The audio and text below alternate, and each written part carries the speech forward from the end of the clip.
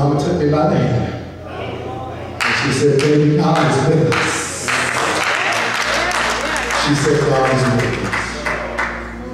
And they had to take me through 2 different surgeries. I was in the hospital for about 3 weeks after that, Dr. Smith.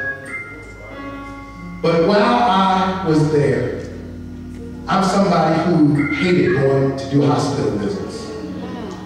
I would do them because those were part of my pastoral duties. But I hated going to see folks in the hospital. My grandmother went into the hospital in 1991. They said that she had a stomach ulcer. Next thing you know, she died a couple of weeks later. Right after that, my father went into the hospital. They said he had gallstones. 3 weeks later, I found out he had terminal cancer. Didn't make it through. I was afraid of hospitals.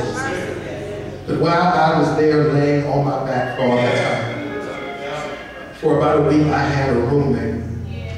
And my church members and my family would come and be with me every day and every night. The man had been in the hospital for 40 days when I got there. He didn't have any family except for an elderly aunt and uncle who lived all the way in Florida. And as I was complaining one night about being in the hospital and I was tired, didn't know if I was going to make it, the young man told me, just be quiet. He said, you have people that love you enough to come be with you and pray with you.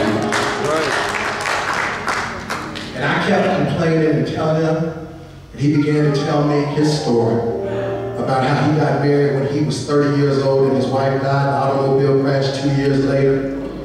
He began telling me how both his parents had died tragically, how he had lost one brother in the military in Iraq. And I began to feel foolish all over again. Young people, there are some things that life is going to take you through. There are some situations that you're not going to be able to avoid. But have the faith that my mama had to say that God is still on your side. God has never left you. And God will never forsake you. Yeah, I've had some damage in my life.